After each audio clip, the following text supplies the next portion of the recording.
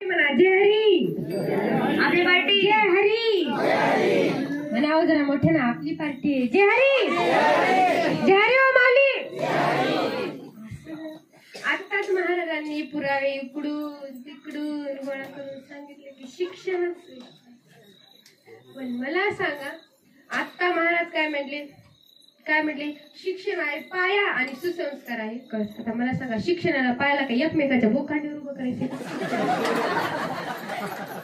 परत महाराजांनी एक वाक्य वापरलं. परत महाराज म्हणले डीजे पुढे सहसा MPSC UPSC IAS झालेली मुलं मुली नसताना दिसत नाही. सरळ सरळ मुलांना डीजे पुढे सुसंस्कारित मुलं मुली नसत. तसं म्हणणारच नाही. जाऊ आपण घेतलं सहन करून घेतलं आपण त्याचे सहन करून. आता बघा जर डीजे पुढे कोण नसतं तर MPSC UPSC IAS झालेली मुलं मुली शिकलेलीच मुलं मुली डीजे पुढे नसतात का नाही.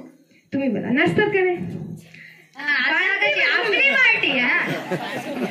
पार्टी बदलायची. डीजे पुढे कोण नसतं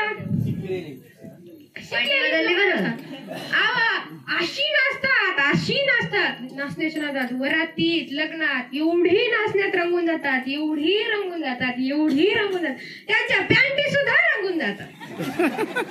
गुलालाने एवढे नाचतात पिल्याशिवाय नाचतही नाही.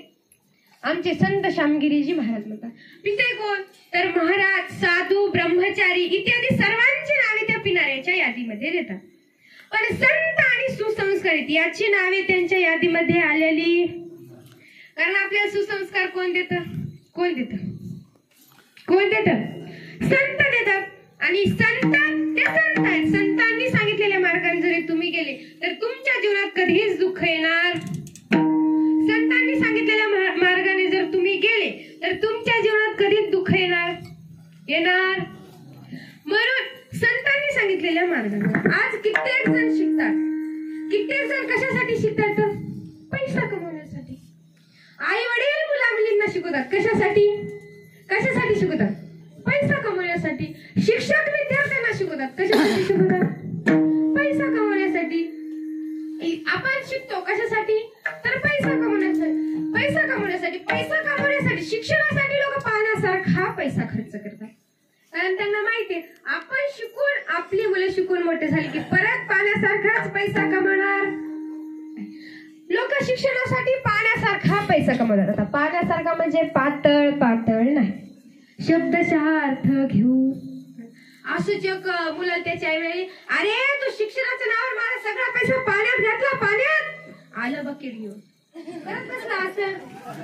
त्याच्या वेळी अरे आज काय करतो आणि आई तूच तर म्हटली तर सगळा पैसा पाण्यात घातला. पाण्यात बघते कुठे तर पाण्यात म्हणजे सगळा वाया घातला. तसं शब्दशः अर्थ घेऊ. असंच मी एका कीर्तनात लुगडं घातलं आणि म्हटलं विंचू पातळात युगमतारी आली ना उठवून लागली माझं लुगडं झटकायला. म्हणलं आजी असं काय करता हो लोक बघायला. म्हटली अगं भैया तूच तर म्हटली ना विंचू पातळात गेला. म्हटलं आजी पाताळात माझ्या लुगड्यात नाही पाताळ लोकात गेला. पाताळ लोकात असं का. मग बसली खाली जाऊ. तसं पाण्यासारखा पैसा कमवतात म्हणजे अति प्रमाणात पैसा कमवतात श्रीमंत होतात. आणि श्रीमंत झाल्यावर एकमेकांचं वर्चस्व एकमेकांना सहन होत. ते एकमेकांची निंदा करतात एकमेकांची हेळसाण करतात. तेच नाथ महाराज अभंगाच्या दुसऱ्या चरणात सांगतात.